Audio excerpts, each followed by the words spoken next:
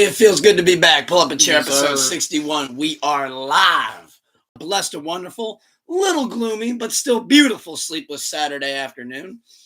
And it feels great to be back. Much needed vacation, much needed reset. Had to get reprogrammed there for a minute, but we are back. Yes, back and better than ever. Back in Feeling business. 120%.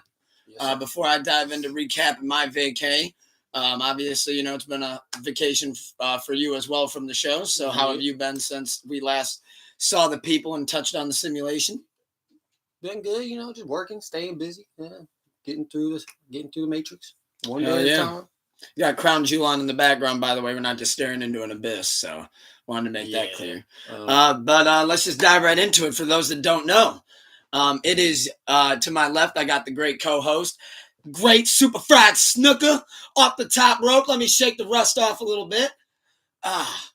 And it is your host, El Tucker Tente, the ultimate sensei, the one who, of course, taught Bruce Lee everything he knows, a.k.a. Space Mountain Stoney, a.k.a. Stony Montana, a.k.a. Edward Swisherhands, a.k.a.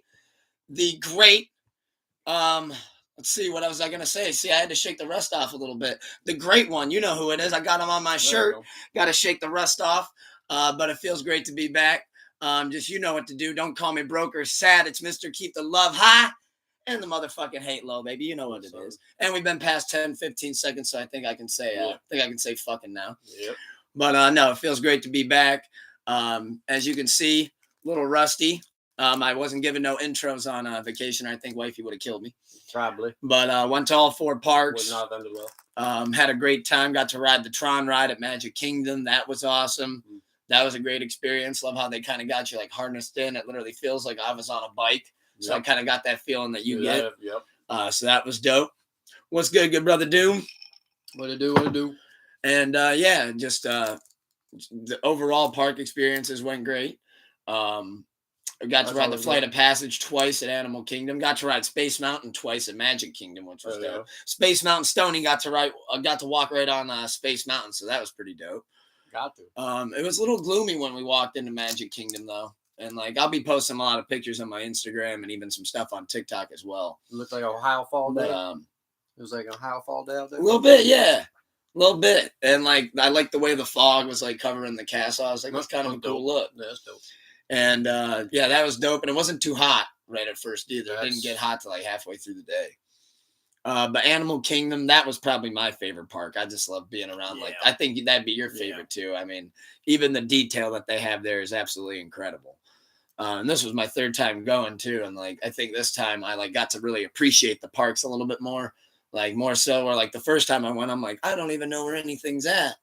And then like, now I kind of like know where like shit is and whatnot. And I'm like, oh, like if I want to go to that ride, I go this way. Cause like these parks are like a little more knowledgeable, much bigger than like you would think, pause. But overall though, that was my favorite. Epcot though was great. Got to do a little bit of drinking around the world. I'm sure that's not too surprising. And I did rank some of the brews that I got. So let me go find that list real quick. I was about to say, you drinking, that's not too surprising. So I had my trip from the last time that we went, but I didn't get to try as many as I did this time. So from 1 to, what do I have here? 7.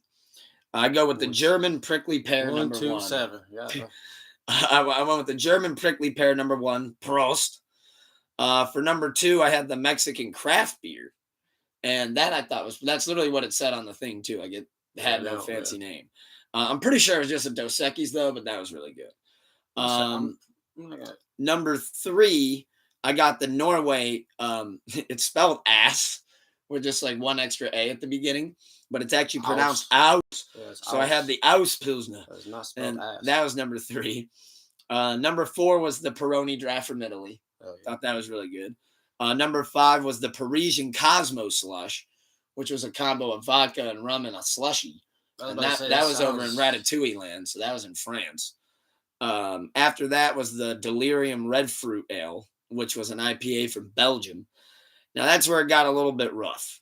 That was the one where I wasn't like too fond of. A little heavy. Yeah, that was not only like that, but it was like almost tasted like fucking turpentine. Like I don't know how to explain it. Like it was kind of like it tastes like mouthwash a little bit. I'm not even a beer person. So But the one that I do not recommend was at dinner. I figured, fuck it, I'll try it. I didn't know what kind of beer it was, but I tried the Bottle and Breta from Italy at dinner, and it was a porter. And another heavy one. Yeah, and I'm not really a fan of like the malt liquor kind of thing, but you know damn well I finished it. you never leave a beer unfinished. I mean, but no, that park was great. I got to ride the Guardians ride, which that was actually something I wanted to mention. Yeah, and you know what? Long ago? Yeah, and you know what they did for the Guardians ride and the Tron ride, since they're new and they knew that they'd have high volume. They're geniuses for this. You go on the app, so it gets you to download the app.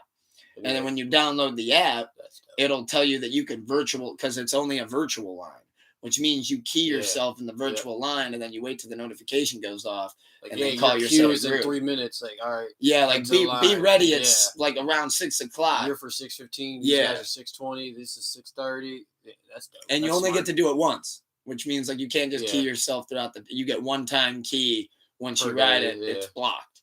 So that's smart. Like how they do that. Yeah, that's actually a very smart way of doing it. Yeah, that was awesome. Hollywood Studios was the park that we kicked it off with. Got to ride. The first ride I rode this time was the Slinky Dog. Because that's like Cedar Point. That's what I always like. Fuck me up. Like, if I don't get the fast pass, I'm gonna be so mad because like I literally see a dude ride it and then and then you get to ride. It was like they should just have that system. Yeah, like longest I've ever waited for a ride at Cedar Point. I waited like 4.5 hours for the gatekeeper.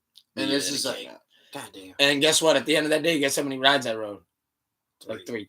It was like that, the Millennium, and the Dragster. Boom, day gone. 4.5 hours. 4.5 hours to stand. It was a Saturday Halloween. And that's your fun. Slammed. That was fun. That was your fun day. Like that's you going like, hey, we're gonna go to see. We paid all that money to bullshit in lines. We could have went to the bar for more than half a work shift. But yeah, no. Came back with some souvenirs, that's for sure. Got the Wilderness Explorer hat. Fire. There was this thread that I came up with in the group chat of like things that you can say in bed and at Disney World. And one of the things I said was Shorty a Wilderness Explorer, the way she make my dick go up. No, can't say that both. I ruined something so wholesome. I put hashtag Disney, and I just imagined some kid is like, "Oh hell yeah, he's talking about Disney World." Then here's that. But that's not. Got to meet some of the characters though. That was pretty cool. I got to meet Daisy Duck, Donald Duck. Got to meet Ariel. What about Pluto? Saw Pluto, didn't meet him. Dickhead. But Pluto, didn't meet him. Pluto was slammed. No, you're Pluto had a line for a ride for 4.5 hours. You can't wait to meet Pluto. Well, see, in Disney, they spoil you with waits. No, sometimes, literally, out of all 4 parks, the longest wait that we had was an hour for the Ratatouille ride, and that felt like nothing because they actually have like interactions during the ride. It felt like nothing because you've stood in a line for 4.5 hours before. So no, like what I'm saying is like at Disney, they actually have like cool like interactive stuff. Like you're not just standing in like metal bars and shit. Like I see what you're saying. like they have like Chef Gusteau talking, and it looks like the scenery from the movie. And they have like different like animated mouse like kind of running around on the ground. Like it's pretty cool. Some time. Yeah. Oh, they put incredible detail into it. It's absolutely amazing. However, though, as always, I love my life for one reason. I knew going on the trip, I'm like, all right, let's see what bullshit's going to happen. Well, everything went perfect. It really was a great trip. However, there was a battle, me versus the groundskeepers. And let me tell you, we went to war. I went with 8. Not an ideal battle. I went with 8 blunts, and I came back with 5. A lot of them got smoked in half intervals, and it wasn't easy. I felt like I was in the trenches of a fucking terrible war with these. I did that at the zoo. Like you smoked like inside the park? Yeah. Oh shit. In Cleveland. Yeah, I was like, where's that? Did you pull it off? Went on the ramp up to the rainforest, in through the trees. Oh. But goddamn, I swear, if not every fucking family chose to come down that ramp. As soon as I sparked and took like 3 puffs, I see at the top. I'm like, fuck these kids. I don't care. They running past. Well, see, one adult, and then like you see a head turn or like 2 heads. And I'm like, I'm telling my homie, I'm like, just keep walking. Let's go. I'm like, come on, Tori, let's go. I kept dealing with like, all right, so night 1, night one, we get there. So let's see here. We get there about Wednesday afternoon. Wednesday night, we're Pens exhausted. are much more convenient. Oh yeah, we got to. Like, Yeah, nah, next time. yeah. Next time we know this. Yeah. Well, as you know, the first time I went, took my pen. It was first time I went in 2019, it went completely smooth, like completely smooth. But we weren't at a Disney resort. Right. The guy didn't even give a fuck. Yeah. But the last time at All Star Movies, it was like, if I'm getting the vibe of like maybe it was short staffed, because it was like, oh, like there's really not that many people driving around at night. Like once it hits like 11 midnight, you might see some guy driving around, but he's just picking up trash. You know, like that kind of thing. Just making sure cars are getting, you know, making sure everything's no drunk fuck is out there. Yeah. Well, this time, Wednesday night, we're exhausted, so we weren't even like bothering to smoke. And then you get Hollywood Studios. So then we go to Hollywood Studios. Park goes great. We come back to the room. It's about 11:30 at night. We go out to smoke the first one, right? Moment we get in the car, I haven't even barely lit the thing. She goes, hold on, not yet. I'm like, oh, wow. You know, car's already driving around. I'm like, all right, you know, we'll get him out the way. I'm thinking, you know what? He's just getting around. But then, like, we noticed that, like, he's just going up and down through each thing. And, like, I noticed when he gets to us, he's, like, literally, like, actually looking left and right. Like, why are y'all in your car? Well, I was just like, what the fuck? And then, like, once he passes by, I'm like, all right, we're good. Like, you know, all right, he's gone now. That's weird, though. And we light that bitch, couple more hits in. Sure as shit, another one.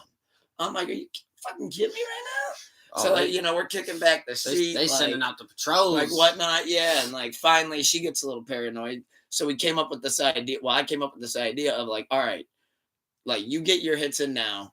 Hop out the car, smoke a cig. I'll get my hits in, hop out, smoke a cig, cover it up. She hops out to smoke a cig. Sure as shit, the guy's like, hey, he goes, hey, you know, you can, tells her, he's like, you know, you can smoke your cig up on, like, the platform. Like, you don't have to come all the way out to your car. She's like, I didn't know. Yeah, like, you know, like, I was just on the phone with my mom, like, oh, you know, like, blah, blah, blah. Like, I'm sorry. Like, I just would rather smoke here. He's like, all right, no problem. No problem. Right. And then I hear her, like, elbow the car, and I get out. I'm like, all right, what the fuck is it with these people? I'm, like, thinking maybe it's just, like, a bad luck night or something like that. Sure as shit, though. Next night, same thing. But now here's the catch. One night, on Saturday night, I was damn bound and fucking determined that I was going to smoke a whole one. And I got, Friday night. So I got lit at Epcot on Friday. And that was, you know, day check hit too. So I had even extra. As you know, all those drinks, well, I got a 6-pack, drink more when we got back to the room. Well, she said, I don't want to smoke. Like, you know, I'm too paranoid about it. Right. But, like, there's my key if you want to go out and do it. And I was lit and I was feeling myself. I'm like, we're going to go pull this shit off because I feel like jamming and smoking a little bit. Let's go. So, and I knew I wanted to check out some of the new music as well. So anyways, I go out there. And one, I've never had a blunt burn longer in my life, so it was very counterproductive on my behalf. So you're out there, you're like, God damn, this bitch. Yeah, and bro, so I start in the car. These motherfuckers are driving around left and right. I start to get a little bit paranoid because I'm thinking the last thing I want to do is go up there and tell my wife on her birthday vacation that my dumb ass just got us kicked out for trying to smoke this blunt. So then I come up with a great idea while I'm lit. I know what I'm going to do. I'm going to get on the move so that when they're coming, I'll just get out the way. And that backfired quickly. So, like, I would, like, start walking down the thing, and when I would notice one would be coming towards me, I would either, like, turn around or try to scramble. Well, it worked until about, like, the third time I turned around and tried to scramble, and there's, like, another one right there.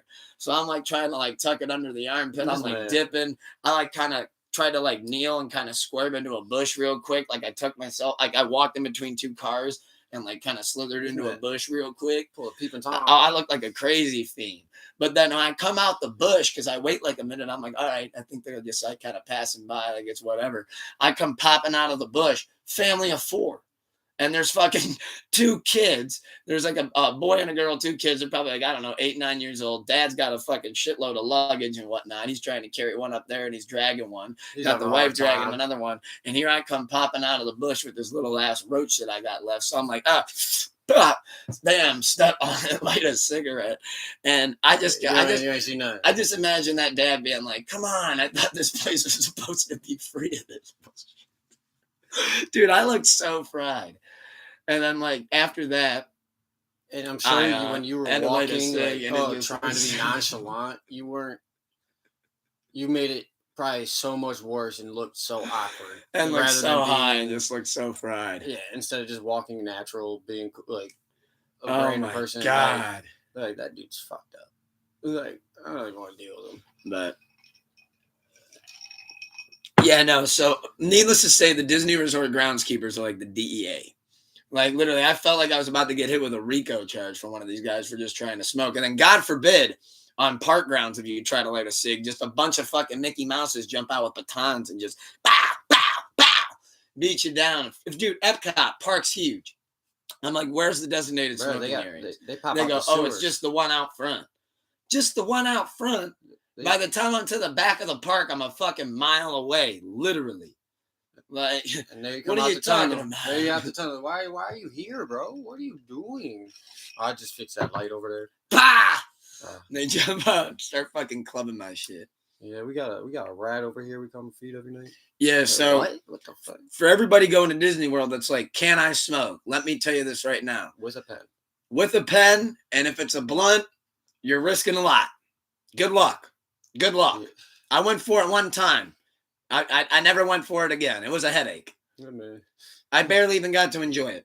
That's barely the worst. Got to enjoy it. Like, you're looking over your shoulder more than you're smoking. You're yeah, I'm like, what the fuck? Is there somewhere I could do At one point when I turned around and I saw the other guy coming, I thought pause. But you know the movie Platoon where he drops to his knees in the infamous cover and he's like, I almost did that, but with the blunt. Like, you got me. Like, it's a setup. Like, I give up. You're chasing me, you're circling me. I'm caught. All over a blunt. And they're probably just doing like, not even recognizing you, like, paying attention to you. And you know what? It hit me in that moment though. That like, what hit me in that moment though is that like they're patrolling the lot and doing all that shit, and like I'm just smoking weed. Meanwhile, if I was into coke, I could literally blow a kilo in my room and no one would know. Nope. Like. Really on it, guys. You're really sticking it to the bad ones. You got the right philosophies. Like, that's the right policies you got going. That Sunshine State, man, they need to fucking pass that shit. But yeah, no, it was a great time. Came back with a lot of different things. Came back with a Buzz Lightyear. So now I got Zerga Friend. Also got this Darth Vader Luke Skywalker Funko. So that's pretty lit as well. Speaking of Disney, though. Disney buys Hulu for $8.6 billion. Wow. 8.6 billion. Well, I mean, they were already in on the Disney, ESPN, Hulu bundle, so kind of like, wow, though. Yeah, that was something that I didn't find, I guess, too surprising because, like, obviously they have the money and Hulu it would be great. The only thing with that is, though, is I'm confused on where the branding of Hulu is now going to fall. I think they already partially owned Hulu, so that's what I think it's going to be. Is like it's going to be smooth, like same operating function. Like Hulu's going to operate the same. It's just they just want the profits. Yeah, we're just now the parent company. Like yeah, and Hulu belongs, and like they were already in the bundle, so it was like, well, fuck it, just a matter of time, and just give why not secure the whole thing.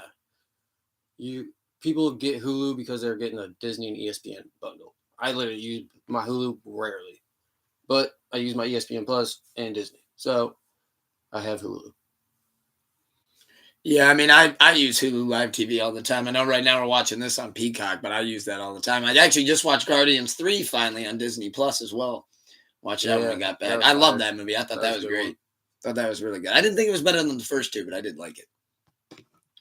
But yeah, I was interested to see that, though. I don't think it'll change anything, but I don't. Overall, that's just a makes sense.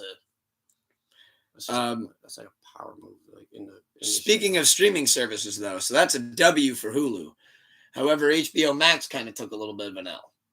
So HBO does not dispute. In fact, they've now confirmed. I saw that they did have employees or some sort of program in place. I thought it was just one dude. I thought it was one guy. Just one guy? I'm not sure, but I didn't think it was like their. Because it looked to me like they tried to set up like almost like bots. I thought it was like HBO Max, like a higher up dude. That's why it was like a Yeah, because he bigger said that like he I had think it was time like or a something like bigger, like a executive type thing, not just an employee, but like a dude that's like higher up, and he's going making burner accounts and that. dogging Pulling the the people. KD Yeah, Classic. he's dogging the people, dogging HBO Max. So it's like Pulling the Kevin Durant special. I'm not saying it wasn't a group of people or they didn't have, but I thought it when I saw it, it was. I mean, either way, I think that's an L. That's well, yeah. It's like, come it on. would be man. a bigger L though if like HBO had a sector for it though. If they actually had, Yeah, because that would mean now you're investing money in that. yeah, shit. literally, you. That's and yeah. I will say though, I think the people that were going at some of the shows got a point. I mean, there is like obviously they got their staples and whatnot. Mac's been on a downward spiral ever since Warner Brothers merged with Discovery. Yeah, like as I'm saying, like there's shows right now. Like I mean, as far as new stuff, that's what I'm getting at. Let me rephrase. Their staples, yeah, don't get me wrong, they're great, but you ran out of your staples. Yeah. Where's the new shit? Like I'm not really seeing anything like too crazy where it's like, oh, let me go to Max and watch that show. Yeah. It's more so like, hey, let me just go see their movies that they've had on there for the past 2 years that I've been trying to get to. I actually used it for was the Hard Knocks football. Okay. So that like I've used it for that. That's a good show. But see, that's their staple. That's a staple. Yeah. So like, and which granted they still put out new seasons, but we're talking like new shows. However, though, they're everyone each streaming site has pros and cons, but who fucking HBO Max is like when it first hit it was fire, but then like you said, it's like all right, we're out of material, and yeah, we get a new season of this and this each year, but 8 weeks it's done. So and then we put out a new show and it fucking tanks. Yeah. Or they don't promote it proper, so no one even knows it's fucking going on. I've seen that happen too a couple times with them. And then people are like, hey, did you see that? I'm like, no. They're like, oh, just go look at that. I'm like, when did it come out? They're like, oh, like 3 years ago. I'm like, what the fuck? I'm like, how am I just hearing about this? Yeah, and he's saying they take HBO out of the name too, and it's like, just kind of seemed like it was an unneeded rebrand. Like everybody knows HBO Max. Like, now to just call it Max, it's like, well, all right, like what happened to like that HBO branding? Like once upon a time, that HBO branding was crazy. The Sopranos and shit, running wild. The only reason, I mean, that's back when you actually had to call your cable provider and purchase that and put that on the bill. Well, technically, I think the brand is still HBO Max. The logo is just now Max, and the app is Max. I think I don't know if I'm like the overall branding of it though. But that's even though it is still HBO. It's modern day though. It's modern society. Oh, we gotta be hip, cool. We gotta be a Max. We gotta be a Plus. We gotta be something new and fresh. No, it's just new and fresh. That's what it is. It's we gotta keeping up with the times. Yes, we have to rejuvenate our app and our streaming platform. So yeah, everyone knows it's HBO Max, but now we're just Max. And it's a stupid ass logo, but it's gonna be a new switch. So cool. All right. Well, that's how I see that. But I mean, yeah, I agree with the downward spiral. Yeah, and just the fact that he made a burner account is just, oh my god, yeah, it's not good. What do you mean? Velma's a great show. Like, it's like that man. Come on, buddy. He must have been in charge of like what got released when or something, or had input on it. Because he's like, man, fuck y'all, I'm doing a good job putting shit out. Like, no, not. He went to Twitter wanting to get an ego stroke. Imagine he's on a date though, and he's like, yeah, like my show just came out today. Like, look at what all the people are saying. And he like shows her the phone, and she just starts laughing. And he's like, what's so funny? And he like looks at the phone. And he's like, man, this show's straight ass. Like, what? Worst show ever. Cancel. Oh God. Speaking of ruined date nights. Try to make a seamless transition, shake the rust off a little bit. Speaking of date nights, whoever had a date night at that unfortunate pizza shop in the middle of that intersection was sadly interrupted by Alan Ruck. Yes. So, did you see the footage? So now I've seen the footage. No, I've seen the intersection footage, and I've seen like obviously the footage of once the car made it in. How fucked up was he? Like, my thing is, I don't know. What type of state of mind? What type of drugs was you on? I don't know what that was. I think there's also another factor at play here. Or that has to be the softest brick building I've ever seen. Bricks are pretty solid. I don't know. That looked the world. Bricks are. He didn't look like he was going fast enough to just plow through brick like that. Well, his car's. I mean, he ended up back where the cooks were. Well, it depends on the car, because if it's an older one, it's all metal. It's not. He ended up back where the cooks were. That man. Somebody's not getting their pizzas delivered. Had half his car in that shop. Imagine being the employee that has to make the call to the customer that just ordered a pizza. I'm thrilled. I don't gotta deliver that shit. I'll call him. I don't care. All right. Well, what are they gonna say? How do you tell the customer what just happened? Sir, we just had a car drive through our wall. I'm sorry. Our ovens, we have to shut down for the day, and probably next week. I'm coming up there. Okay. All you're gonna see is Alan Ruck, and you're gonna help us move these bricks. You're gonna help us move these bricks, motherfucker. I'm fucked up. And I'm telling you, I say this all the fucking time to show you a simulation. Of all people for that to happen to, it was Alan Ruck from Succession. That's what drugs is he on, man? Or what liquor? I don't know. What is he drinking, or what is he on?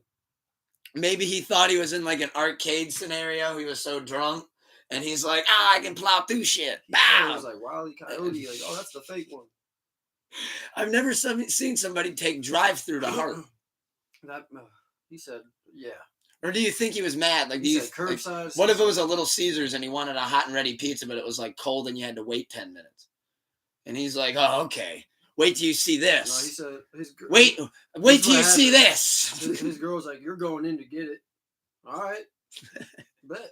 I'm not getting off the car. Boom. Order for is that your name or my name? There's so many perspectives. I want to know, is somebody on the phone taking an order? Imagine. Yeah, that would be it. What the fuck? Oh! But you hear the crash and everything. And then you see that, what the fuck? What is that? And you hear yelling and screaming. Thank God no one was hurt and we can laugh about this. Because someone gets hurt and it's not as funny. But like, oh my God. But yeah, well, man, I thought you said, dude, you're on the phone. You're like, man, we're closed down for the night. Probably the next week.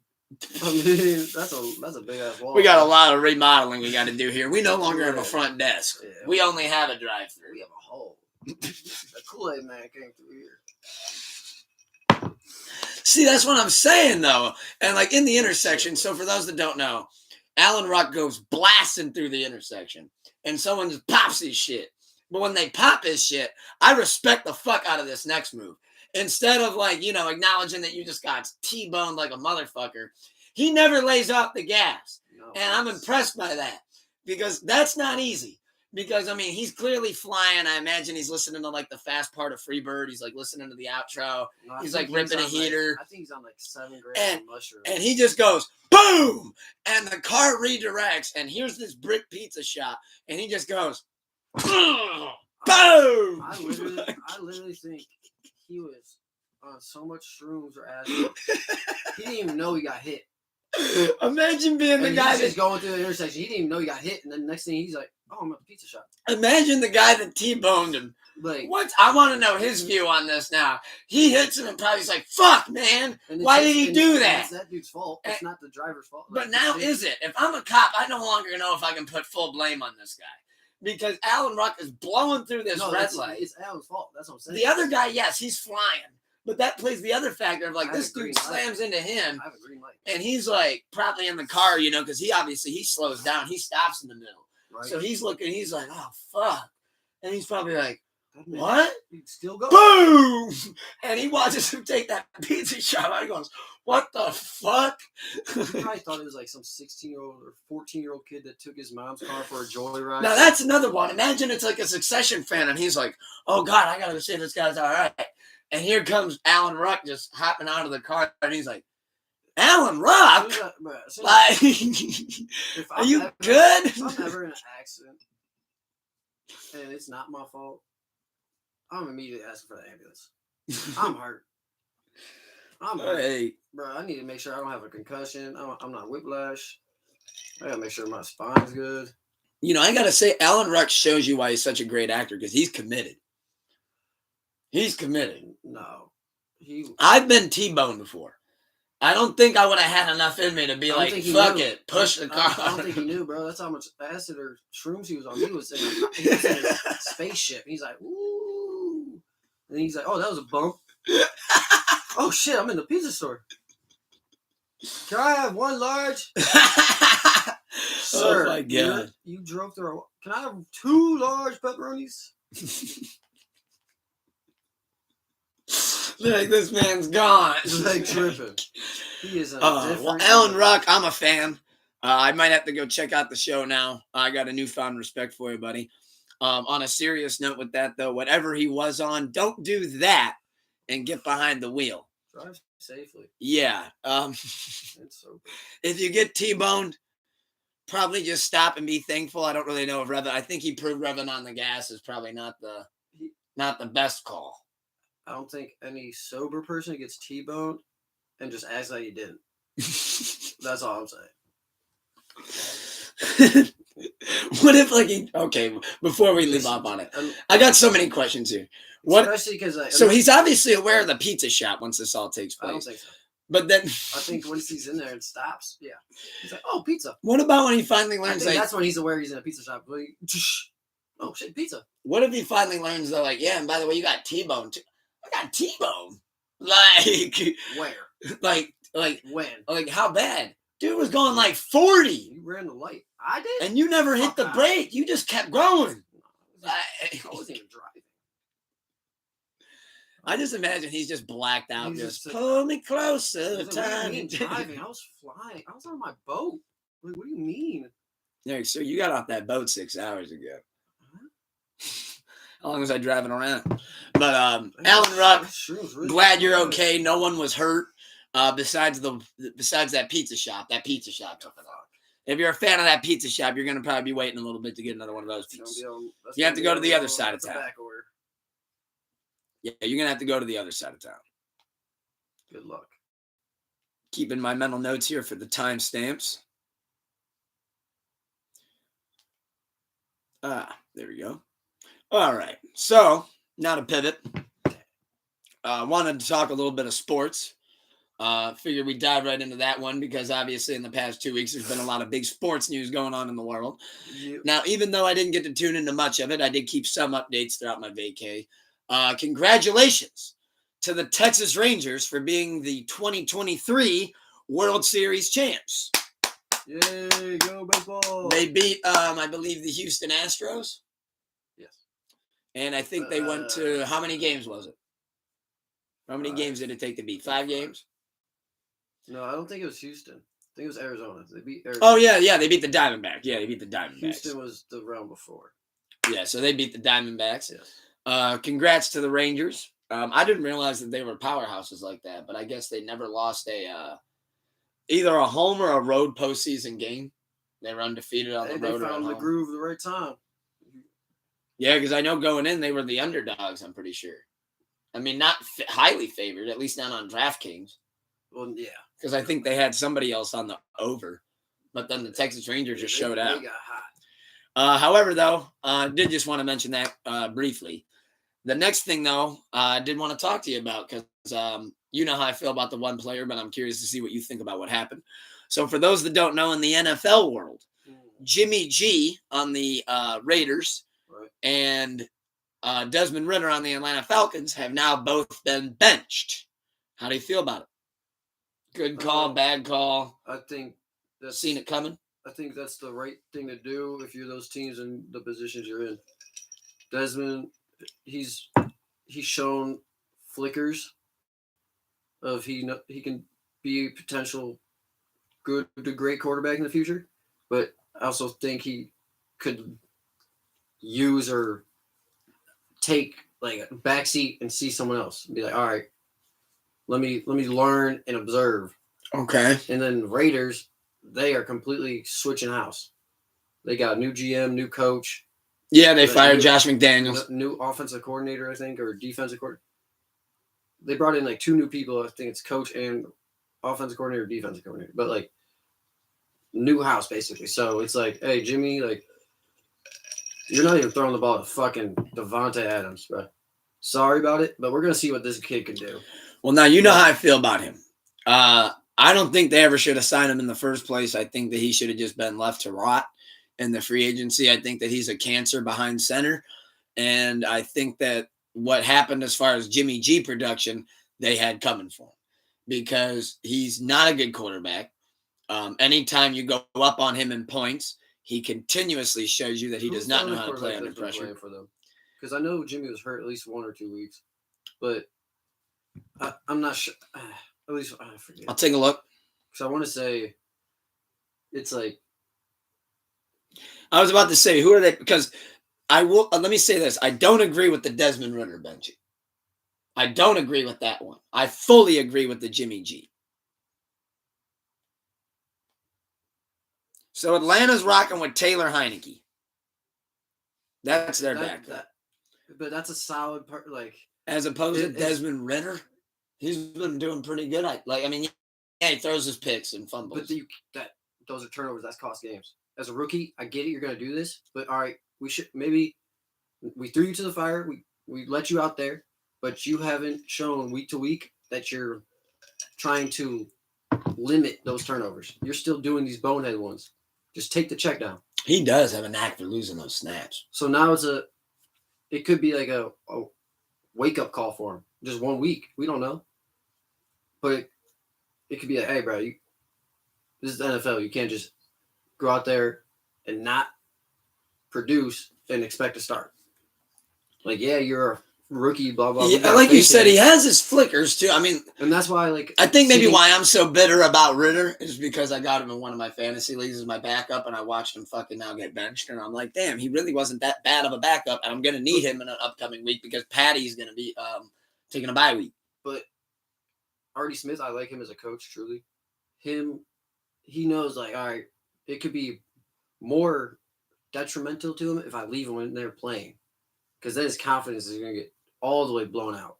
Because if he keeps going, having 2 picks and we lose, then the fans are turned on him. So now it's like already benched him. So now the fans can get mad at him. Rather than Desmond going out there and fucking up 2 weeks in a row. And now the fans are like, why we wasted this draft pick? What the fuck? Well, this dude's shitty. We're supposed to go to the playoffs. This, blah, blah, blah, blah. I mean, they started off hot. That's the other thing is they started off 2-0. Like, they looked good. And then it was like, oh, no. A lot of teams start off 2-0. They even had that motto, Falk around and find out. But that's the thing is, all right, yeah, Bijan Robinson was carrying you those 2 weeks too, those first 2. Yeah, he's a star. So he made your life easy as a rookie quarterback. So now when you got pressure, like when you had to take the test, you failed. Or you're getting a D+ consistently. And it's like, bro, we can't have you as our starting quarterback if you're getting a D+ in our test. So it's like, take a few weeks, see how someone else operates it, learn, study, and then through practice, blah, blah, blah, maybe even next week, who knows? He puts him back in because he's like, all right. I just hope it doesn't kill his confidence. I mean, but he lost 4 games. Jimmy G, though, I saw is getting benched for Aiden O'Connell. I think that's like straight up rookie. I'm not gonna say he's a rookie, but I can check. I'll be honest, I'm not too familiar with the name. Aiden O'Connell, what we got? We'll bench the veteran and let O'Connell run the show. A stash is warranted. Apparently, they're telling us to stash. We feel like this guy gives us the best chance, and yes, he's the rookie. And so, basically, at this point in the season, it's like, we might as well see what this rookie has. So opposite of Atlanta. They saw what their rookie had the first half of the season. So now at the Raiders, it's like, all right, Jimmy, shit, we're still stalemates. The Raiders' offense isn't doing shit. Our defense is trying to carry us. So now it's like, all right, let's see what the rookie's got. Yeah. If that makes I think O'Connell actually might do. I think he'll do better than Heineke as far as relieving duties. No, Heineke was a starter in Washington. He literally gave up his job the last week. He was like, "Hey, you should look at this kid, Sam Howell." Yeah, he's like, "You should. This dude's been a dog at practice. Give him a shot. Like, let him go start today." And that dude balled out, and they're like, "Well, all right, see you, Taylor." Yeah, that was humble of him. That was, and that's real. I can respect that. Yeah, so it's like he can play. He can still go. That's for sure. Scary Terry in Washington was because of Heineke. Yeah, I mean, I like what they're doing now with Howell, but no, right. I'm saying like world on fire. They had a great game with the Eagles. Heineke had connections with some receivers that made them known. So it's like McLaurin. He can throw the ball. Logan Thomas. However, though, something else in the sports world, though, that I did want to talk to you about, because I believe that you're a fan of this guy. I know you did draft him in fantasy, so I'm really curious to see what you think. In the NBA world, now we're entering the NBA world. What do you think of James Harden to the Clippers?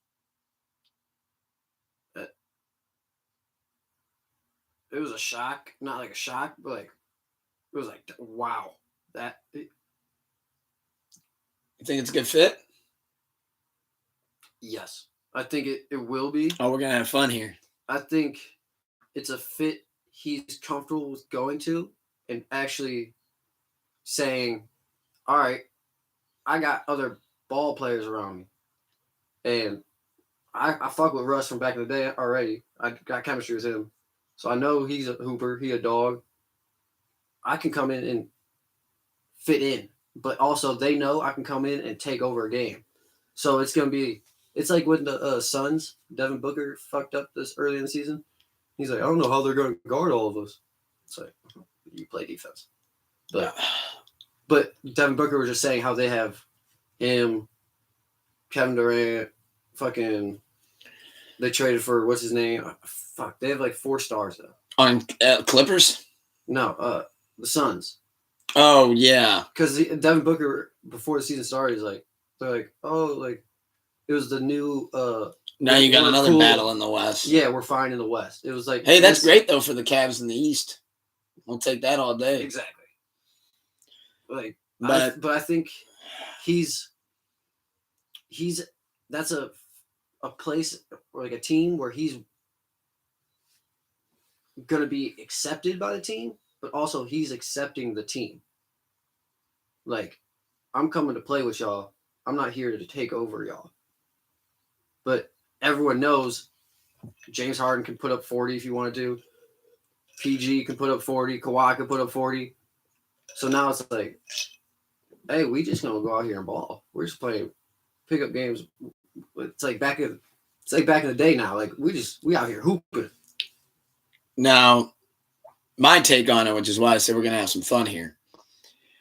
James Harden to the Clippers, I think, is absolutely fucking pathetic. On behalf of James Harden, that man has hopped from team to team like a fucking frog, like a frog in a pond. Yep. Like, I mean, let's see. Started off in OKC, like you said, with Russ. That fell apart. Well, then where'd he go? Because he's been his contract there. Though. He's been in Houston. He's been in Brooklyn. He's been in Philly. Well, Brooklyn was a shit show from the jump. Like, it looked good, but then Kyrie was forced to not play the home games because he didn't want to take a vaccine. So he didn't have Kyrie with him. And then Kevin Durant got hurt. And then, we have no depth because we paid us for. So I don't even get to. So, yeah, he has been around, and then he literally came out and said, the management told me one thing, and now they're just doing the complete opposite. So they don't respect me. So if I can't trust them, I notice a common denominator in there though, as to why those organizations, when he's been on them, haven't won the big one possibly. There's a common denominator there. If you know what I mean. I mean, I'm putting some of the blame on him. I'm not saying he's Why innocent. every time for him is it when it's not going well does he throw in the towel? And now all of a sudden he wants to get traded. He played that first year in Brooklyn. He played the whole year. Like, he played that year when Kyrie was forced to not play. He tried to will that team. I mean, he's a phenomenal player. I'm never going to take that away from him. And that team was 2 inches away from beating the team in the playoffs because KD's big-ass toe. Do you remember that on the three-point line? It was this far over. I forgot about that, actually. So 1 inch away from that team going farther to the NBA championship? No. But because his boss is like, hey, we're going to build this team. And then Kyrie can't play, so Kyrie's pissed. He's out of New York because New York fucked him. So he's done with New York. And then James and Kevin Durant are like, what the fuck? We came here to play with him. Y'all didn't have his back, blah, blah, blah. And now he's gone, and now you expect us to – this was supposed to be a trio, not a duo. No. So then it's downhill from there. That's blown up. Goes to not Houston, but where he just was before Clippers. Philly. Gets to Philly. Jesus, yeah. Gets to Philly though. Talks with management. Like, all right, we're gonna go this path, do this. We're gonna keep getting players. Cool. I like that plan. And then it's like your boss is coming to you. Hey, we're doing 40 hours this week, and then optional Saturday 5 hours. All right, cool. And then Monday, hey, we got 60 hours mandatory this week. What the fuck? That is not what we talked about. So, and then it keeps happening. So over time, you're just like, I don't think it's going to work with the Clippers. Even with Paul George, Kawhi, and the whole Avengers themselves, Russell Westbrook. I don't see there being good chemistry there. Well, chemistry's built, but like I think it's a team he's willing to go and actually. I don't understand what the lineup's going to look like then with them. You know, go what? Russ, Harden, Paul George, Kawhi, Zubac? Or you could run duos. You could have two people like, hey, we got tandems. Russ or James Harden and Kawhi are starters, and Russ and PG coming off the bench. Now we have deadly duos all 48 minutes. And sometimes during those rotations, Russ is out there with James and Kawhi. And then sometimes it's Kawhi, Paul George, and James Harden. I mean, if they can get a good balance, that is going to. That's what I'm saying. They have a plethora of talent now. But James is at a place where he feels welcomed. So if they go to him like, hey, James, you see all the talent we got. You're not putting up 40 every fucking game. Sorry. We have point guards. But yeah, we know you can bring the ball up. But like, oh, I think it shows he don't give a fuck about the 40 point. He wants that ring on his finger. He wants to be in an environment that's a healthy environment to be around. I just, you know me, man. I'm never a big fan of that team hopping stuff. Like, I think is what it comes down to. And like James Harden, it's like, come on, man. Like, you had Embiid, now you just left Embiid hanging in Philly, and you could have a nice run there. I know exactly what you're hearing. I know what you heard. Nice run, but not. No, but I didn't. The big one. Hey, sorry, Embiid, but they did me wrong. It's not you, dog. But I can't work for them because how they did me. So they burnt this bridge. Not you, Embiid. But the higher-ups who own the team, they're chalked. Because I like Embiid, and I just feel like as soon as he saw him walk out that locker room, he went, man. Like, damn, here we go. Like, we were losing by 5. Now we're going to lose by 15. Like, and now I got to go crazy out there. Yeah. And hope that Tyrese Maxey comes through. He's a dog, though. Tyrese Maxey is a dog. But yeah, no, I was just curious to see what you thought James on Harden, that. But he is a dog. I was just curious to see what you thought on that one. Just keep that timestamp record. Yeah, I think he's. Are you okay? Let me ask you this: what if this doesn't work for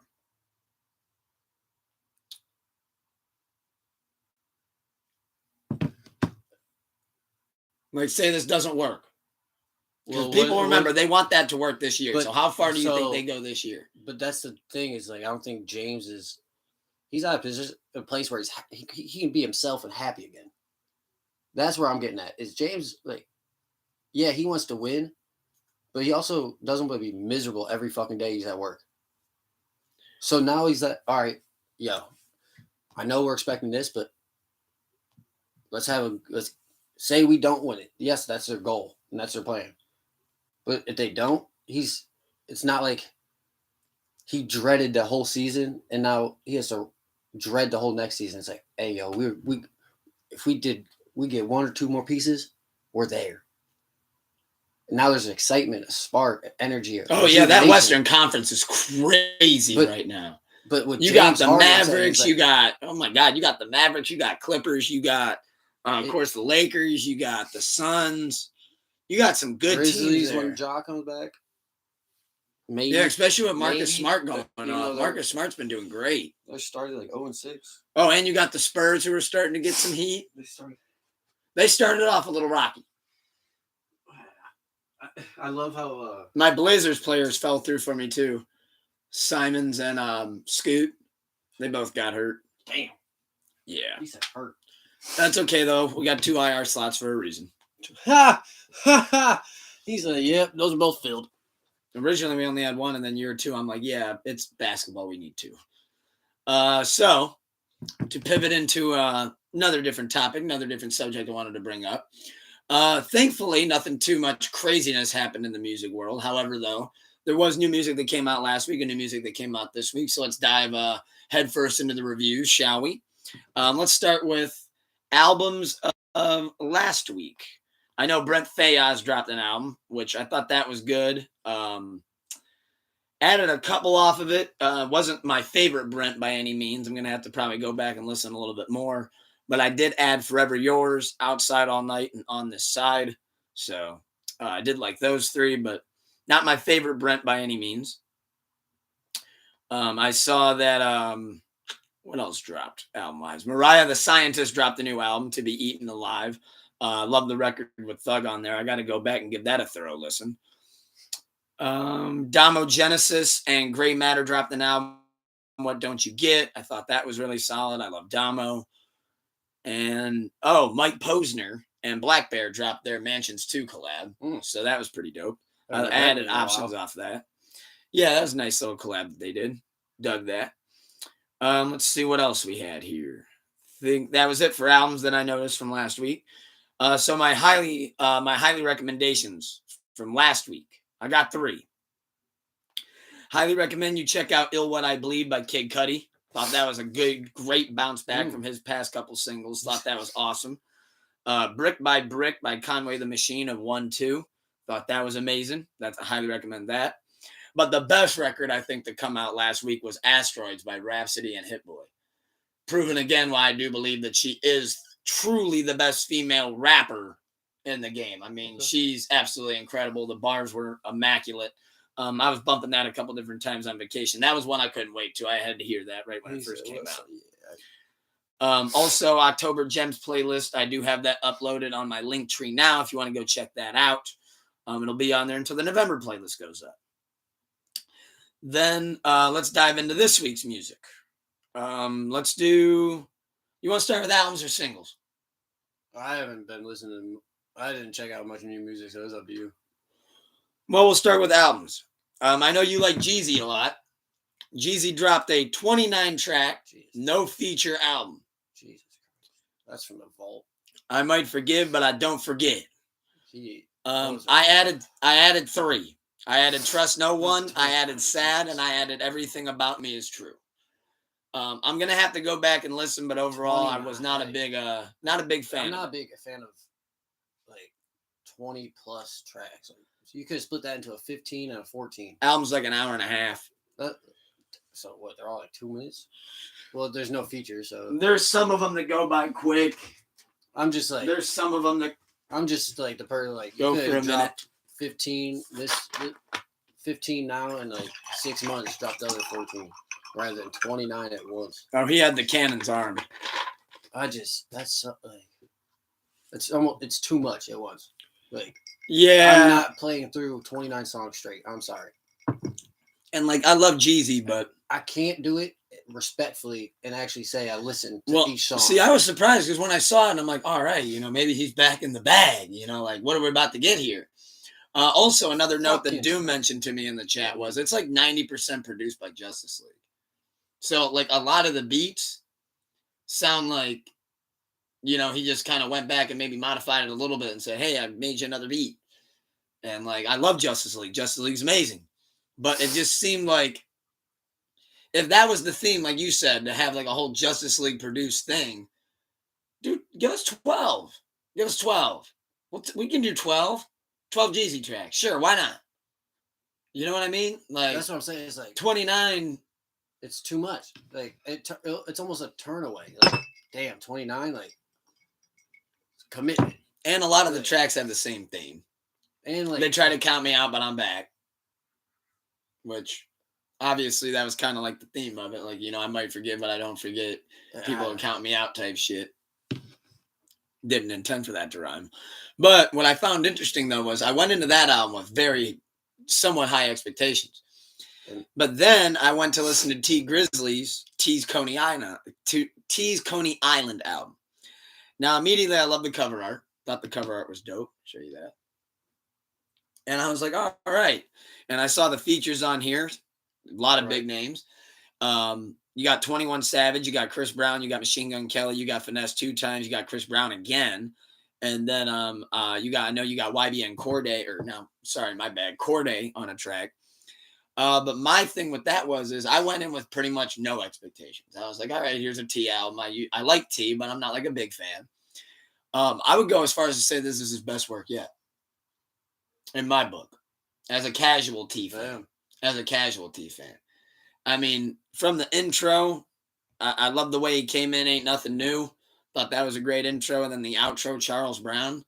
I think this is the best rapping, best lyrics I've heard of his career. At least in my book. I added a ton of joints. I mean, I added almost the whole. In fact, I added every one but 15. The one with the City Girls and Skrilla Baby. So like complete opposite. Yeah, literally the complete. And I went into it not like knowing what I was going to add. And like I said, I like the first two, no features. And then you get Tay Keith, him and 21 Savage. Ooh. 21 Savage gives a little 12 to 16 bar verse. That was solid. Then you get Chris Brown on the hook of City of God. And I'm like, whoa, that's major. That's a nice little touch. And then you get track 6 with MGK, Sopranos. And they shot the music video in Cleveland. Music videos, dope. Well, I didn't watch the video. MGK shouts out, I'm from Cleveland. Good to hear MGK back rapping, proving that he's still fucking got it. I'm from Cleveland. We on bullshit like we Michael Jordan. I mean, he was, that MGK flow when he starts cooking. Yeah. He got that going, so I thought that was dope. Good to hear. His record with Finesse 2 times, I thought that was one of the best Finesse verses I've heard yet. Mm-hmm. He kind of overdid it with the Chris Brown and threw him on number 11. But overall, I mean, hey, if you can get breezy, you might as well get breezy. Get him on him. And then I thought it was cool that he rapped back and forth with Corday. I thought that was cool because he had Corday on Try It and Try It Again. I thought that was a really good record. So I highly recommend checking out that new T album. I was very pleasantly surprised. And I know you said you haven't heard it yet. Mm-mm. Oh, you're in for a treat because I know you're a big T fan. Yeah, I'll take that. You're a big T fan. A lot of the production on that was absolutely incredible too. And then last album I wanted to mention before I make sure I'm not forgetting anything. The Alchemist dropped Flying High Part 2. And Flying High 1 I thought was amazing. Flying High Part 2. It's always a check out. Nothing different. Oh, yeah. And, of course, he just fed me new instrumentals. So shout out Alchemist. Yeah. Phil Drummond and Vertigo is absolutely incredible. But you got Turkish Link. And he's even doing some rapping on here again. So he's starting to rap a little bit more like Hit Boy is, which is pretty cool. You got Action Bronson on Vertigo. You got Conway on Phil Drummond. You got Gang Green on Royal Hand. And you got Currency on Paint Different. So always a treat hearing Currency on Alchemist. Always a treat hearing Bronson and Alchemist. They got a new video out for Vertigo. So happy to see them back. I highly recommend checking that out. Now let me make sure I'm not forgetting any new albums. And then we can dive into the singles.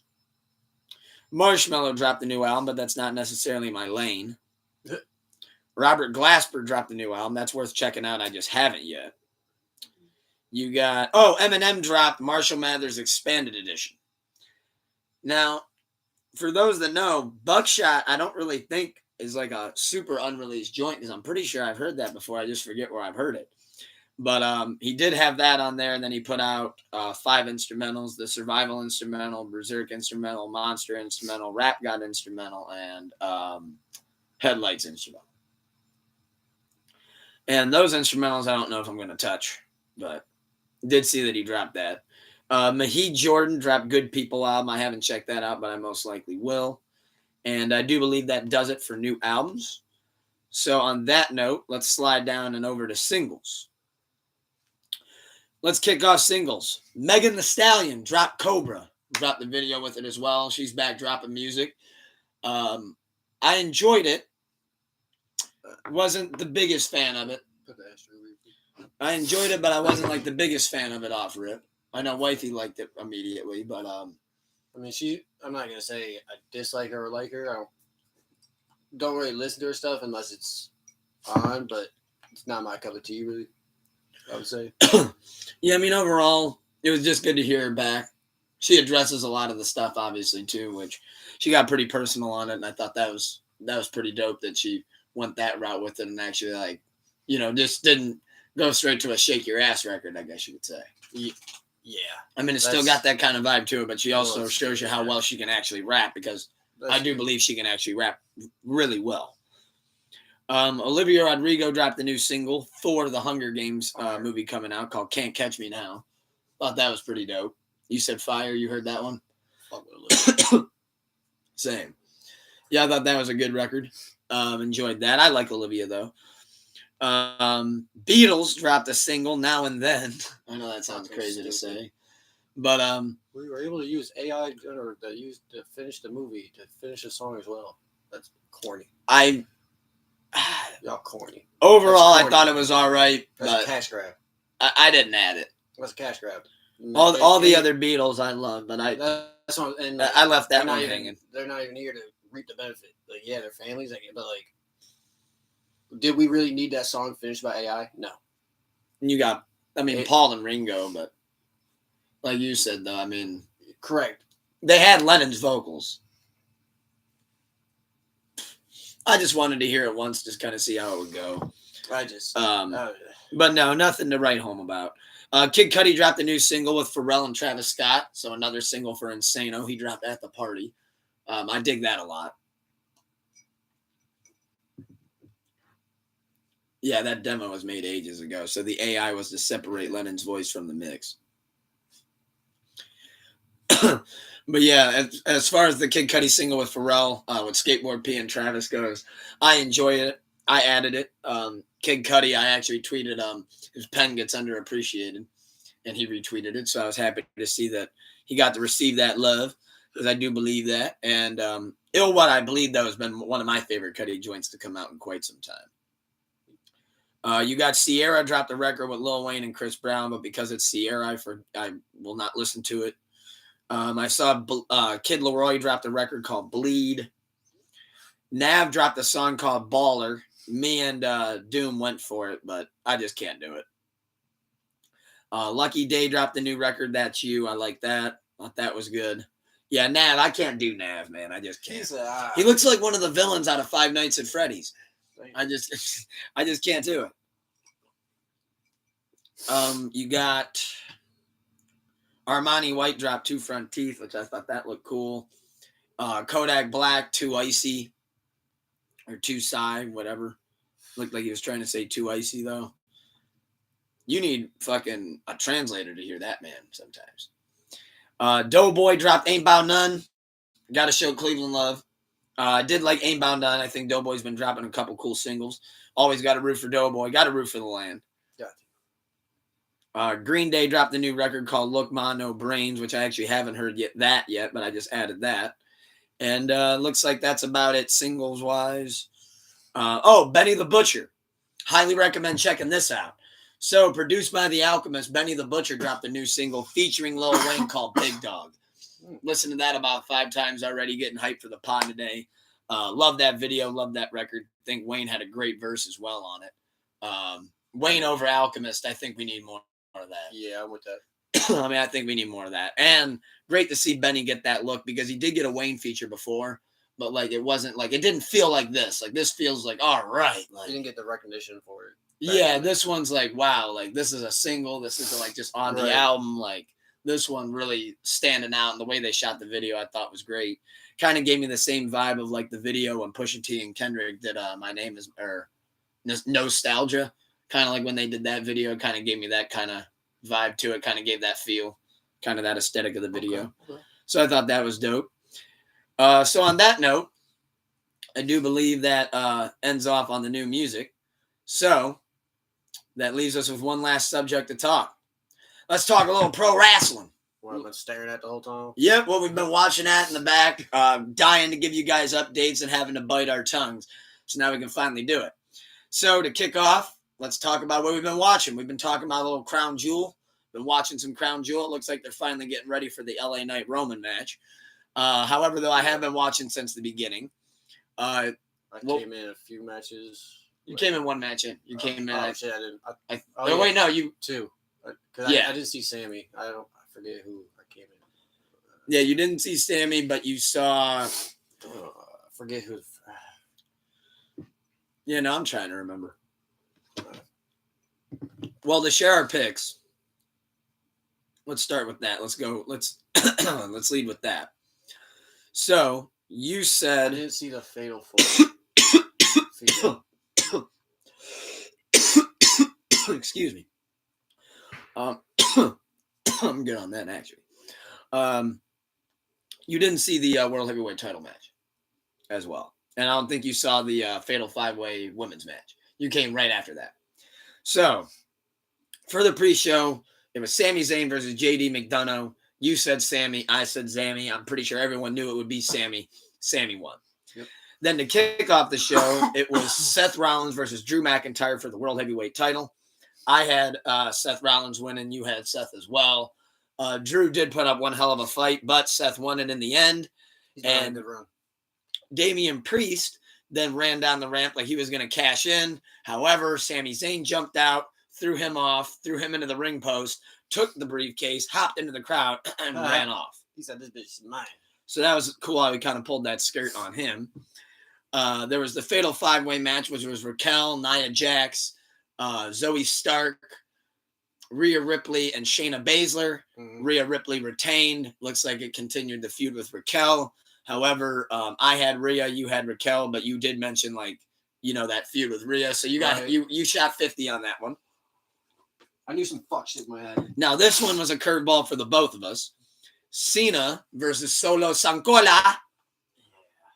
John Cena lost because he took like 9 Samoan spikes in a row from Solo. But looks like that.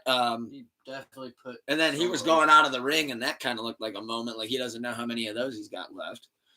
He definitely embraced that walkout a lot longer than usual. Yeah, he kind of milked it. But yeah, that one shocked me though because I had Cena and you had Cena too. Yeah. I'm pretty sure no one saw Solo winning that.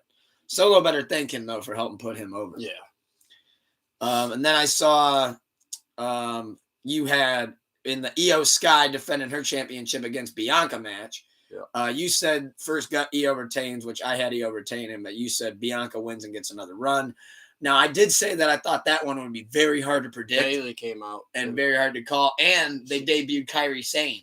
So it looked like Kairi Sane didn't join Damage Control. That was where it was hard for me to bite my tongue because I was like, holy fuck, that's Kairi Sane. Yeah. But Kairi Sane came out, elbowed, hit her with the back fist, hit Bianca, and assisted Bailey and assisted Io in retaining her belt, which good. Damage Control needed some new life to it, so I'm glad to see Kairi Sane out there.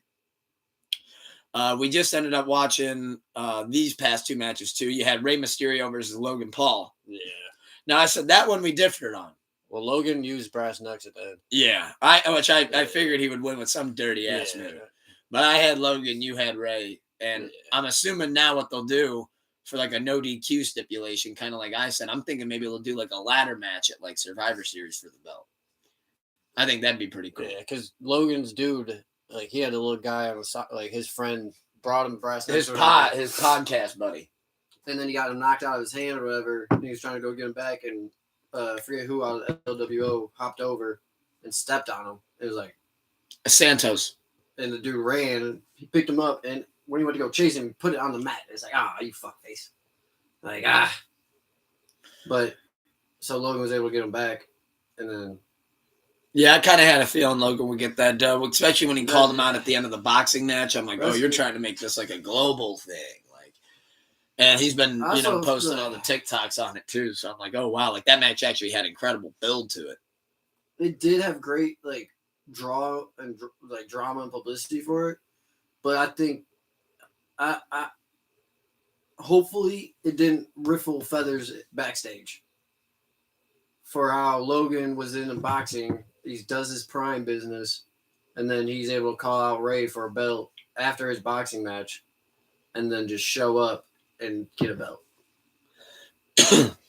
But does that speak for his stardom? Meaning, like, is he that big of a star that he can come back and have that Brock Lesnar effect? That's what I'm saying. Is he had to buy into the heel. That's why he had to use the brass knucks came out because he's not babyface. Oh, classic heel move. He's not babyface. Classic William Regal heel move from 2001. Like, we were talking earlier. Like he lost all the momentum and shit, and the universe doesn't like part-time people. Yeah, I mean, so his biggest highlight this year, I would say, would probably be either the Rollins WrestleMania match or that spot that he had with Ricochet at Royal Rumble where they went ring rope to ring rope. But the fans don't like seeing you in a boxing ring and then calling out a champion and being like, Brad, like, there's people that deserve it who are there every day. Yeah, busting their ass at live events. And then now you get to just come back and wrestle one match in Saudi Arabia. I'm not saying Logan doesn't put in work and grind. Oh, no, he took to it immediately. Can't discredit him on that. And I'm not saying he doesn't bust his ass when he's there, but him having the prime business and boxing, you can't tell me he's put in same amount of effort or work to WWE as some of the people backstage. He's giving it his all when he's there, but is he there all the time? That's what I'm saying. So I just hope it doesn't ruffle feathers in the backstage. Because I feel like he does have a good chemistry with people. So, like... And that could tarnish it? No. Like, that would be... Like, if he was a dickhead to people backstage, and then you just call somebody out for a belt, and you just show up and get it, How long do you think he'll hold on to the belt for? I don't think long. Month? 2 months? Depends on... WrestleMania? It would probably end there. But... You think he'll actually hold it to Mania? Because they could keep playing the dirty card. So, like, he keep skating by and stealing wins. Until finally he runs out of tricks. That classic. Or it's a Hell in the Cell or cage match, so there is no bullshit. You know what I mean? Like, something like that. But, like, they could just let him keep stealing wins off them being dirty. And bring in that TikTok crowd? Yeah, the whole prime and crowd. His podcast crowd.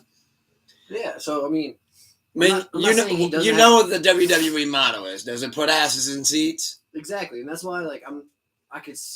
Does it keep eyes on the television? All right. I didn't think There's your answer. I thought it was going to be a good ass match, which it was, but I didn't think they were going to give him the belt because unless they actually knew, it wouldn't ruffle feathers. So they have to be coherent and communicating with other superstars like, hey, this is about to pop off. This is happening. This is happening. Don't act like your weeds got pissed in. Type shit. Like, you know what I mean? They have to, you can't just. And you know, Ray, he's great too. He's probably like, I don't mind putting him over. Like, right. And, I'll do it. And especially on a dirty shot because that's like, he's a heel. Kind of negates that. And even after the match, Ray, like, because Logan was like taunting him a little bit with the belt. He's like, he's like, you stole that. And he's like, you didn't even win. You didn't beat me. You used brass knucks. He's like, you didn't win. Like, you used brass knucks to beat me. Yeah, I mean, right now, Logan's the second most hated person behind Dominic Mysterio. Oh, yeah. Nobody gets booed quite like Dominic, but hey, you gotta play your part. You got to play into it for sure. So the last two matches on the card, you got we had Cody Rhodes versus Damian Priest. Now, I actually didn't see who won that. I think it was Cody, right? Yeah. So you said Cody, I said Cody. I kind of figured that would happen, especially after came out though, and then I think I forget who came out for some chaos I unfolded. think Oos came out. I was too busy laughing at Alan Ruck crashing into a pizza shop. I think when that match. Someone got super kicked. One of Judgment Day got super kicked. By Jey Uso. Yeah. So Jey Uso came out to save the day. Shout out Jey Uso. Main event Jey Uso. But speaking of main events, right now we do have this one on, and we can kind of do some predictions and hot takes while we're watching live, literally double live right here. We're watching Crown Jewel live. We got Roman Reigns versus LA Knight for the undisputed Universal WWE Championship. Who do you got? LA Knight versus Roman Reigns. Which, by the way, before you actually give that, I tested his superstardom. One of the days on the trip at Disney Springs, I wore with my flannel, my LA Knight shirt. 3 different occasions, 3 different dudes go, yeah, brother. Yeah. So I thought that was pretty cool. And it was actually really funny because you could tell like everybody around us was like, what the fuck are these dudes doing? Yeah. But what that for about a saying? Roman not losing the belt until that record's up. So I'm at the point where I think Roman loses it at WrestleMania 40 to Cody Rhodes. He's not losing it before that record is. That's all I know. He's already almost there. Which record? Most consecutive. Of all time? What's that one? That one's way too deep. That one's... Or whatever one he's, like, was close to. Hogan's. Yeah. And especially that one. Yes. That's the one that supposedly they want him to be. Yes. They want that one to be lower on the rankings because Hogan's antics. And publicity. God almighty, though. So I'm sure... It's like another year. You know what I was about to say? You know what that means, right? That's like WrestleMania 41. But I don't see it happening. If he's this close, there's been other times where it was fitting for him to. He could have lost it, and they could have had a rivalry, built it back. He could have won it back. But in the end, they just let him hold on to it. So it's like now it's at a point where if you don't let him get to that shit, you're a douche. Yeah. Oh shit! The dogs are even getting hyped for this match. Now they got Ray Gun going off. But what are your hot takes for this match, though? Do you have any, or do you think it just goes simple? I think I had one. It's like ends in a DQ or something, so he doesn't lose the belt. Some way, somewhat. You know what I mean? Gotcha. But because I could see that, like same thing how the Ray and Logan Paul match went down. Like LA Knight's whooping his ass or something. Paul Heyman comes in and throws something in, so it's a DQ, and technically he doesn't lose the belt off of it. Like, see, I'm going back to you said something earlier about possibly doing an LA Knight Cena versus Roman and solo match. I kind of like that. I just don't know how that happens after we just saw what happened to Cena tonight. But it would be like. You know, part of me says LA Knight might lose this match clean. But then there's another part of me that... But they're trying... That goes with your take. They've been showing, like, cracks in... I do agree with your Jey Uso take. That Jey Uso... Or not Jey Uso, Jimmy Uso does something. I think it's going to be like Logan and Ray, but he gets caught. So he's like, whoa, you're trying to use this? I'm like, no. DQ. Or like Jimmy does come out and LA Knight's trying to get him off the ropes or something, and then Roman comes up and pins him real quick underneath. Like, yeah, I mean, right now I'm not really sure how the count out thing's working, but he's just throwing him into steps. That sucks. That hurt. I feel like we're like Jerry Lawler and Jim Ross right now at the commentating booth. Feel that way? We got like the monitor working. We're commentating, giving live updates. I love it though. No, this has been a really solid match. Overall, the card's been solid. You know how I feel about the Saudi Arabia shows because it's like, damn, I woke up, I was drinking coffee when this thing came on. Yeah, good God. Like the pre-show started at noon. Yeah, that's wild. I'm like, I just got up. Like, damn, you can't throw that at me yet. Look at all those signs in the crowd. But yeah, LA Knight right now is a megastar. Like, if they don't put this belt on him, they got to put the world heavyweight on. Yeah. Like That's they got to put one of the two major belts on him. And it looks like Seth Rollins' reign, even though it's been, I think, a great one. He's been a workhorse. I do think that it's starting to slow down and come to a wit's end. Yeah. Because you don't want like another big time champion that's not like, you know, passing it on. Yeah. Letting it. Because at the end of the day, sometimes it's cool to see how like they do as like a champion. They're going to give people runs, but like there will never be this again. And if you remember back in the day, they used to use like championship changes like that.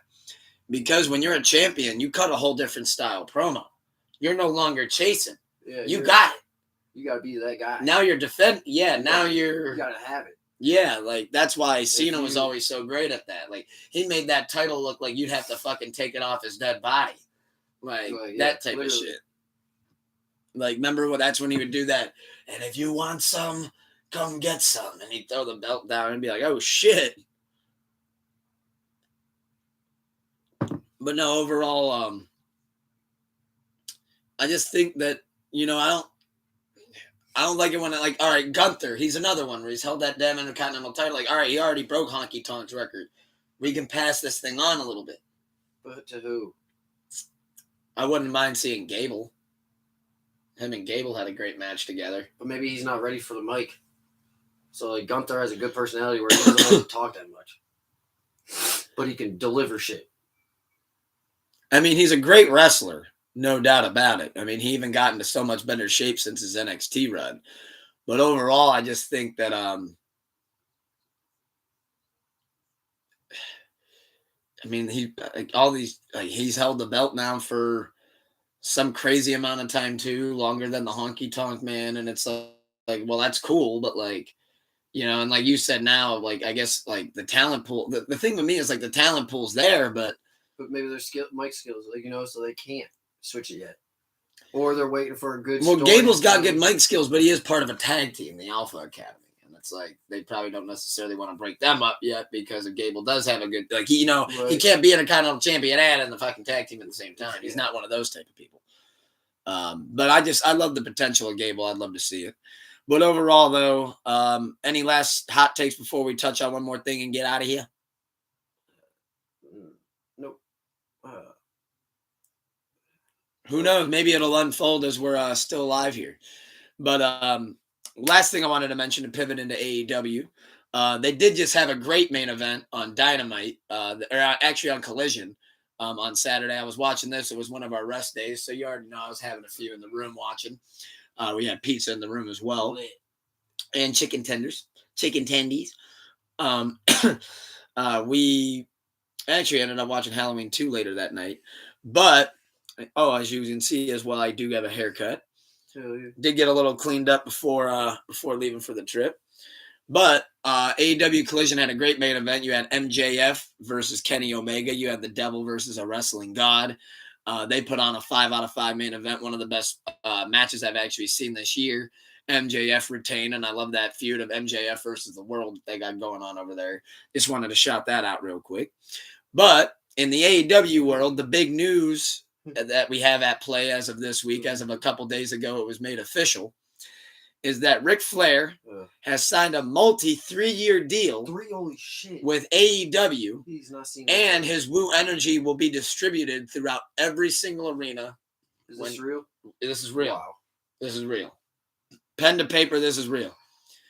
And he went on an interview with Busted Open Radio, said he's happy to be a part of AEW, happy to be a part of the culture. So I don't know if he's wrestling, man. I think he's laying there just to sell his shit and sit. Guess what? He said that the doctor said that he was cleared to take bumps, so he can get back in the ring. He wants to get in the ring, and he actually went as far as to say, like, that's what he's gonna be one doing. of the feuds that he wants is How old is this man? 74.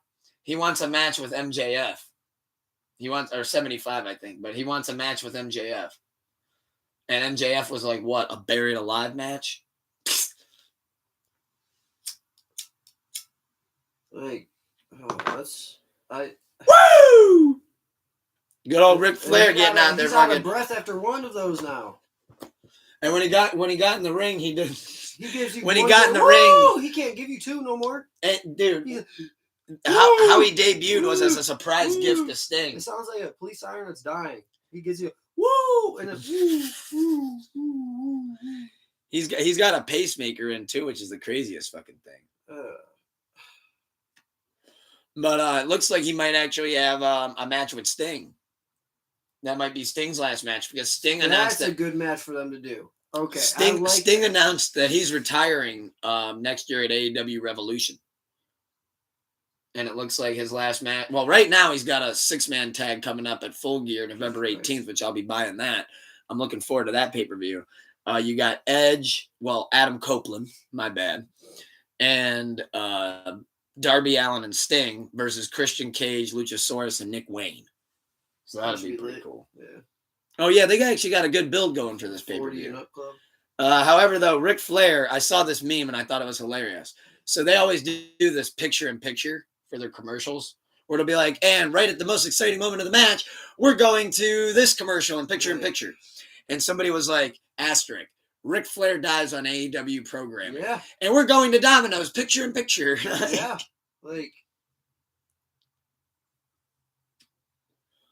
Like, I just imagine a last man standing match and Rick just never gets it.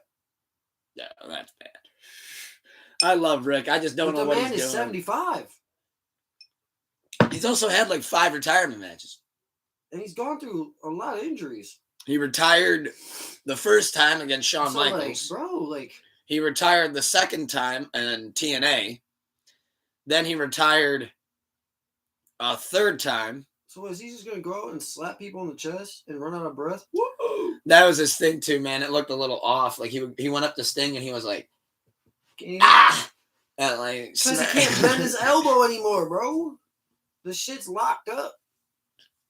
His shoulder doesn't rotate. His rotator cuff is fucked. Is it safe to say he's addicted to the shit? Can't give it up. No, he did. And then he's like, oh, my energy drink. And then he just had a retirement match last year. AEW went to him and was like, hey, bro, how much money? And he's like, bro, I'm just trying. If you sell my energy drink, because that's what I actually care about. Sell my energy drink everywhere. No, I think he wants to wrestle. I think he wants to push the energy drink, but he also wants to wrestle. But I think the bigger part of the deal was his energy drinks being distributed everywhere. That's what got him on board. I actually would go as far as to say I think the hooker was him being the sinker, I should say, would actually be him being able to wrestle again. Because WWE won't allow it. Medically cleared or not, they wouldn't allow that. I don't think he actually wrestles, bro. I'm telling you, I bet we see him wrestle before the end of this year. I bet he gets in the ring and slaps somebody twice and go, whoa. Oh, like a tag team extra? Like, you don't. Do you let him do the figure 4? The man won't get up. You got a walker out there, bro? Hit the figure 4 on him. You got to put the steps in the ring so you can use the steps to get back up. Here, let me see if I can show you this video so you can see how he still moves. Because he can still style and profile. Don't you get him wrong. So does Mojo Fox. Ric Flair, where are you, buddy? There you are. The Nature Boy! Woo! Yeah, you got to see him style and profile. He still got it. Boom, look at that. Just signed the AEW. Bow. Bow. Boom. Woo. Can he jump 3 inches off the ground and land without hurting? I don't know. I guess we'll have to wait and see. I don't think he can. But Ric Flair, we love you, buddy. We love you, Rick. So on that note, don't let them kill you. Yeah. Rick, you're a wild one. Just be safe out there. It'll be entertaining. Anytime that music hits, damn it, it does bring back the nostalgia of growing up watching that. Yeah, it brings it back. But then you look at it, it's like, Dad, you can't even slap him. He ran out of woos. How do you run it? Owen Hart somewhere, like, finally somebody might take the spotlight off of me. He gets one good woo, and then the next one, woo. Nature Boy! That's what happens when you're sick. Oh, there we go. Called it. Solo heading back down. Well, on that note, pull up and share episode 61. We are going to finish this match. We got Jimmy Uso back out there as well. Live on Peacock. If you want to finish it, talk to me about it on Reddit. We're going to be posting the pod. It feels great to be back. I know I kind of botched my intro. coming in, but I will make sure that I get it going tonight for Sleepless Radio. It just feels so good to be back. Miss you guys. Love talking to you guys on Reddit. Wifey'd be asleep. I'd get up a little bit early.